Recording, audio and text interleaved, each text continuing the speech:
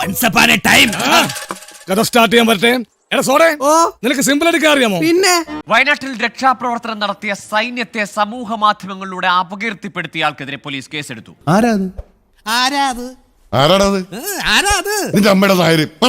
തിരുവല്ല സ്വദേശി അജു അലക്സിനെതിരെയാണ് കേസെടുത്തത്. എനിക്ക് കാശ് കൊടുക്കാനാണ് ഇഷ്ടം പോലെ സിനിമാന്മാർ കൊടുത്തിട്ടുണ്ട്. ഈ ഇങ്ങനെയുള്ളവന്റെ ഒന്നും കാശ് മേടിക്കരുത്. അങ്ങനെയാണെങ്കിൽ ഒരിക്കലും നന്നാവത്തില്ല. കുരിശൻ തൂക്കിയിട്ടിരിക്കുക. കുരിശൻ എന്താ ഞങ്ങൾ നോക്കുന്നതാണോ പ്രശ്നം? നീ വല്ലവന്റെ കയ്യിൽ നിന്ന് അടി വാങ്ങാനോട്ടെ പോയി വാങ്ങിച്ചോണ്ട് പോവാ.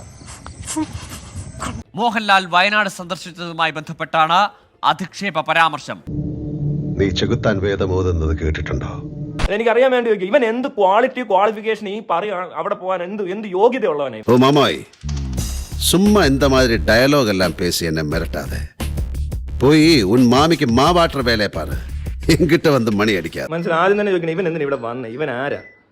ഞാൻ നിന്റെ തൊണ്ട. ഒരു നാണമുള്ളവൻ ചെയ്യത്തില്ലത്. മോഹൻലാൽ നാണവും മാനവും ഉളുപ്പും ഇല്ലാത്തൊരു മനുഷ്യനായതുകൊണ്ട് ചെയ്യുന്നതാ.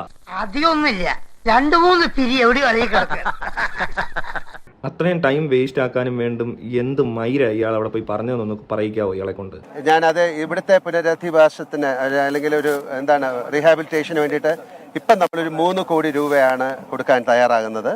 തീർച്ചയായിട്ടും അത് കഴിഞ്ഞിട്ട് അതിൻ്റെ സ്ഥിതിഗതികൾ നിരീക്ഷിച്ചതിന് ശേഷം വീണ്ടും ഇവർക്ക് എന്തെങ്കിലും പണത്തിൻ്റെ കാര്യങ്ങൾ ആവശ്യമുണ്ടെങ്കിൽ വിശ്വശാന്തി ഫൗണ്ടേഷൻ വീണ്ടും പണം കൊടുക്കുന്നതാണ്.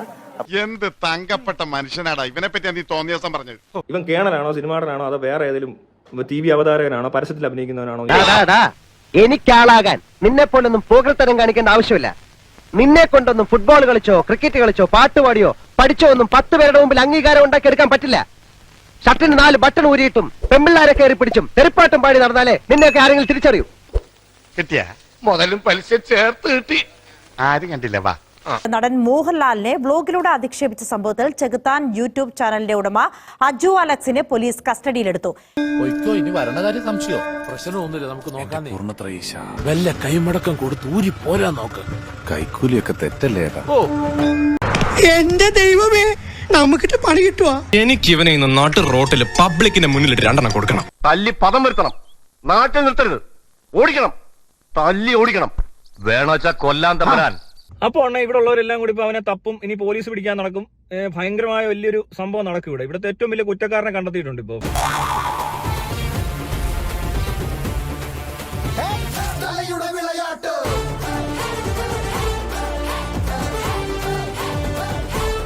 ഇന്നത്തേക്ക് മതി.